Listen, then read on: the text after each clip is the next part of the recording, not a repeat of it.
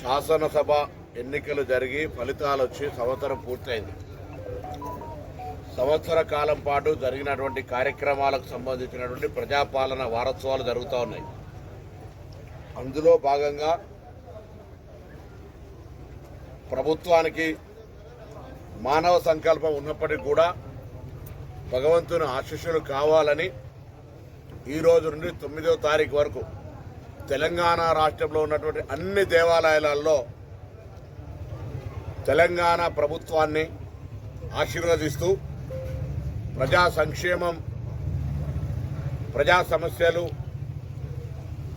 ప్రకృతి సమృద్ధి, వర్షాలు, పాడి పంటలతోటి, నూతన పరిశ్రమల ఏర్పాటుతోటి ఉద్యోగ అవకాశాలు, ఉపాధి అవకాశాలు మెరుగుపడి రాష్ట్ర ప్రజలందరికీ శుభం జరగాలనే ఉద్దేశంతో దేవాదాయ శాఖ పక్షాన తెలంగాణ వ్యాప్తంగా ఈ రోజు నుండి 9వ తారీఖు వరకు దేవాలయాల్లో పూజలు కావచ్చు, మసీదుల్లో ప్రార్థనలు కావచ్చు, చర్చిల్లో ప్రార్థనలు కావచ్చు, గురుద్వారాల్లో ప్రార్థనలు కావచ్చు, అన్ని కార్యక్రమాలు కూడా సర్వేజన సుఖినో భవ, అందరూ బాగుండాలి.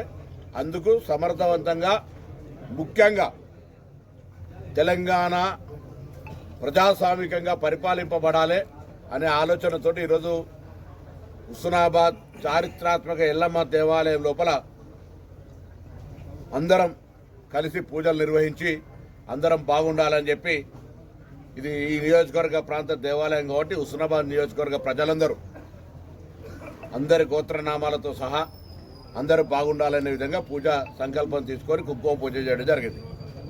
ఈ సందర్భంగా ఈ ప్రాంతానికి అవసరమైనటువంటి అన్ని అంశాలు, ఎందుకంటే స్వతంత్రం వచ్చిన తర్వాత మొట్టమొదటిసారి మంత్రిగా అవకాశం నాకు వచ్చింది. హుస్నాబాద్ ప్రజల ఆశీర్వచనంతో శాసనసభ్యుడిగా గెలిపించిన తర్వాత ఎన్నికలప్పుడు చెప్పినట్టుగా హుస్నాబాద్ అంటే ఎక్కడికి వెళ్ళినా గౌరవం పెరిగే విధంగా హుస్నాబాద్ ప్రాంత ప్రజలను, ప్రజా సమస్యలు పరిష్కరించే విషయం లోపల ముందుంటా, అందరికీ అందుబాటులో ఉంటా, సమర్థవంతంగా పనిచేస్తా, నీతివంతంగా పనిచేస్తా అని చెప్పినాను.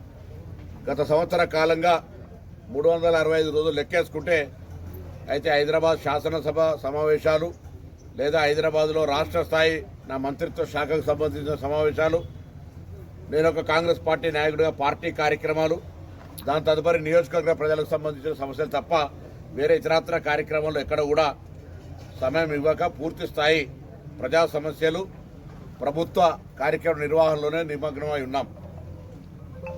కొంత పని ఒత్తిడి ఉన్నప్పటికీ కూడా ప్రజలు కొంత అక్కడక్కడ కలవడంకు సంబంధించిన కొంత ఇబ్బందికరమైన పరిస్థితి. ఎందుకంటే రోజు కొంతమందిని కలవాలనుకుంటే అంతకు 3 ఇంతలు రావడంతో కొంత ఇబ్బంది అనిపించినా సరే, వాళ్ళందరూ కూడా అర్థం చేసుకుంటూ ఉన్నారు పరిస్థితిని చూసి. కాబట్టి ఇప్పటి నుంచి కూడా ఒక నెంబర్ ఇచ్చినాము కార్యాలయంలో, వాట్సాప్ నెంబర్ ఉంటుంది, ఫోన్ నెంబర్ ఉంటుంది.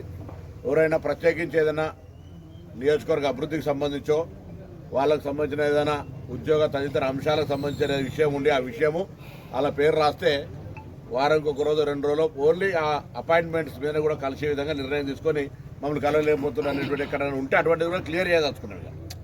జనంలో కలిసి కొంత ఏదైనా ఉదాహరణ పాత్రికేయులు మాట్లాడాలనుకుంటున్నాను, అక్కడ ఒక నోట్ చేసేస్తే వాళ్ళని నేనే కార్యాలయానికి సమయం అనుకూలంగా పిలిచి మాట్లాడి, అది కూడా otherwise there is no interview, no appointment, ఎవరైనా ఎప్పుడైనా 24/7 రావచ్చు. నా టెలిఫోన్ కూడా ఆన్ ఉంటుంది. ఇక నియోజకవర్గ అభివృద్ధికి వస్తే మీరే ప్రత్యక్షంగా చూస్తూ ఉన్నారు.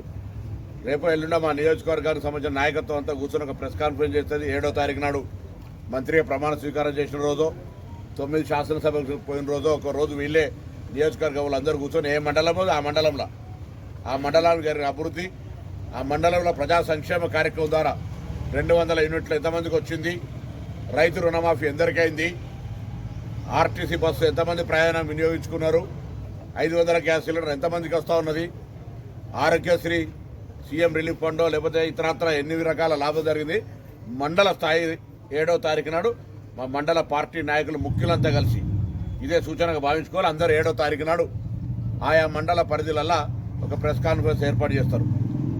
హుస్నాబాద్ నియోజకవర్గానికి సంబంధించిన 3 మార్కెట్ కమిటీలు నియమించుకున్నాం. 4 దేవాలయాలు కమిటీలు వేసుకోవాలి. ఇంకొక ఎలకతుర్తి మార్కెట్ బైఫర్కేషన్ అవుతుంది. దాన్ని కూడా బైఫర్కేషన్ ఆర్డర్స్ రాగానే అది కూడా తొందరలోనే మార్కెట్ కమిటీ వేసుకుంటాం. మిగతా ఈ నియోజకవర్గం నుంచి లైబ్రరీ చైర్మన్ తీసుకున్నాం. ఇంకా భవిష్యత్తులో కొంత క్రియాశీలకంగా పనిచేసడంలో కూడా రాజకీయపరమైన నామినేటెడ్ పదవులు కూడా తీసుకురావడానికి ఇప్పటికే కొన్ని ప్రతిపాదనలు చేసాం. కొంత రాష్ట్ర స్థాయి నాయకత్వంగా కొంత ఉత్సాహంగా ఉండేటువంటి వాళ్ళను భవిష్యత్తులో స్థానిక సహకార సంస్థల ఎన్నికలు కావచ్చు, స్థానిక సంస్థల ఎన్నికలకు సంబంధించిన పోటీ చేసే వాళ్ళని కూడా తయారు కమ్మని చెప్తా ఉన్నాం. ఈ విధంగా ప్రభుత్వ పరంగా కార్యక్రమాలు చేస్తూ పార్టీ పరంగా కూడా ఎక్కడికక్కడనే వాళ్ళంతా కూడా స్ట్రాంగ్గా కమ్మని చెప్తా ఉన్నాం. ఈరోజు ప్రతిపక్షాలు కూడా విజ్ఞప్తి చేస్తా ఉన్నా, తప్పకుండా బీజేపీ కానీ టీఆర్ఎస్ కానీ సిపిఐ కానీ సిపిఐతో మేము కలిసే మాకు ఎన్నికల్లో సహకరించారు. వారికి కూడా ధన్యవాదాలు. చాడ వెంకరెడ్డి గారు కానీ, సిపిఐ పవన్ గారు కానీ, వెంకటస్వామి గారు కానీ, భిక్షపతి గారు కానీ.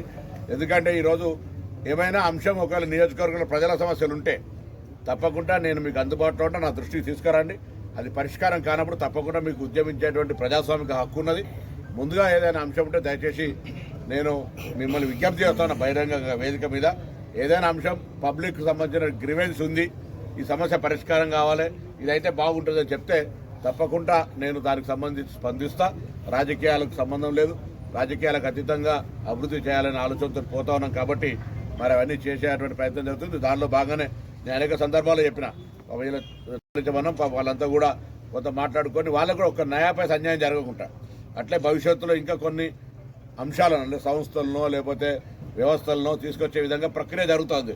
స్థల కేటాయింపు కావచ్చు, తదితర అంశాలకు సంబంధించి ఆ విధంగా అన్ని రకాలుగా ఈ ప్రాంతం అంతా కొంత టూరిజం ప్రకారంగా కూడా ఉన్నటువంటి మహాసముద్రం కావచ్చు, ఎల్లమ్మ చెరువు కావచ్చు, లేకపోతే అక్కడ సర్వాయి పాపన కోట కావచ్చు, లేకపోతే ఇక్కడ సింగరాయ జాతర కావచ్చు, లేకపోతే కొత్తకొండకు సంబంధించి కావచ్చు, ఇట్లా కొన్ని అంశాలకు సంబంధించి ఇవన్నీ ఒక ప్రకృతిపరమైనటువంటి క్షేత్రాలు కూడా ఉన్నాయి.